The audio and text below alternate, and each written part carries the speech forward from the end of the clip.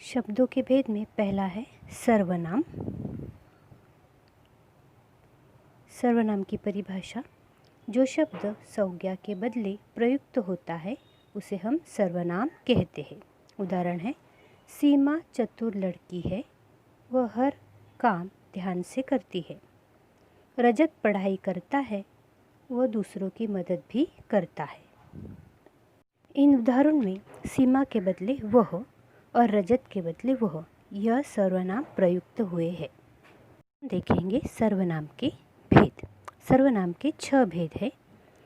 पहला पुरुषवाचक सर्वनाम, दूसरा निश्चयवाचक सर्वनाम, तीसरा अनिश्चयवाचक सर्वनाम, चौथा निजवाचक सर्वनाम, पांचवा है प्रश्नवाचक सर्वनाम और छठा है संबंधवाचक सर्वनाम। अब हम देखेंगे पुरुषवाचक सर्वनाम।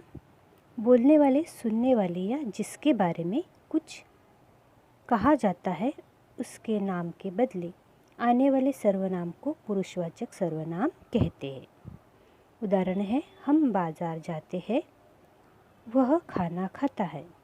इसमें हम और वह, यह है पुरुषवाचक सर्वनाम। पुरुषवाचक सर्वनाम के 3 भेद है। पहला उत्तम पुरुष सर्वनाम, दूसरा मध्यम पुरुष सर्वनाम और तीसरा है अन्य पुरुष सर्वनाम। पुरुषवाचक सर्वनाम में पहला उत्तम पुरुष सर्वनाम, बोलने वाला व्यक्ति अपने नाम के बदले जिस सर्वनाम का प्रयोग करता है उसे उत्तम पुरुष सर्वनाम कहते हैं। उदाहरण है, मैंने पाठ पढ़ा।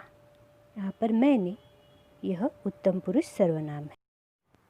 अब दूसरा मध्यम पुरुष सर्वनाम, जिस सर्वनाम का प्रयोग सुनने वाले व्यक्ति के लिए किया जाता है उसे मध्यम पुरुष सर्वनाम कहते हैं। उदाहरण है, तुम ठीक कहते हो। यहाँ पर तुम, यह मध्यम पुरुष सर्वनाम का उदाहरण है। तीसरा है अन्य पुरुष सर्वनाम, जिसके बारे में बात की जाती है उसके नाम के बदले आने वाले सर्वनाम को अन्य पुरुष सर्वनाम कहते हैं। उदाहरण है, वे मेहनतकश लोग हैं। यहाँ पर वे अन्य पुरुष सर्वनाम है। अब हम देखेंगे सर्वनाम का दूसरा भेद, निश्चयवाचक सर्वनाम। जिस सर्वनाम से पास की या दूर की वस्तुओं का निश्चयपूर्वक बोध होता है उसे निश्चयवाचक सर्वनाम कहते हैं। उदाहरण, यह फूलों के पौधे हैं। इसमें यह निश्चयवाचक सर्वनाम है। तीसरा प्रकार है अनिश्चयवाचक सर्वनाम। जिस सर्वनाम शब्द से किसी निश्चित व्यक्ति या वस्तु का बोध नहीं होता उसे अनिश्चयवाचक सर्वनाम कहते हैं। उदाहरण, कोई कुंडी खटखटा रहा है। इसमें कोई, यह अनिश्चयवाचक सर्वनाम है।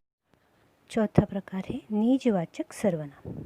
जो सर्वनाम अपनेपन का बोध कराता है उसे निजवाचक सर्वनाम कहते हैं। उदाहरण है, यह अपना घर है।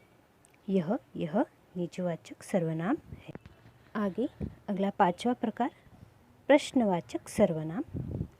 जिन सर्वनाम शब्दों का प्रयोग प्रश्न पूछने के लिए किया जाता है उन्हें प्रश्नवाचक सर्वनाम कहते हैं। उदाहरण, राजा क्यों हार गया। इसमें क्यों, यह प्रश्नवाचक सर्वनाम है। आगे 6ठा प्रकार है संबंधवाचक सर्वनाम। जो सर्वनाम शब्द एक दूसरे के साथ संबंध बताते हैं उन्हें संबंधवाचक सर्वनाम कहते हैं। उदाहरण है, जैसी स्थिति वैसे उपाय।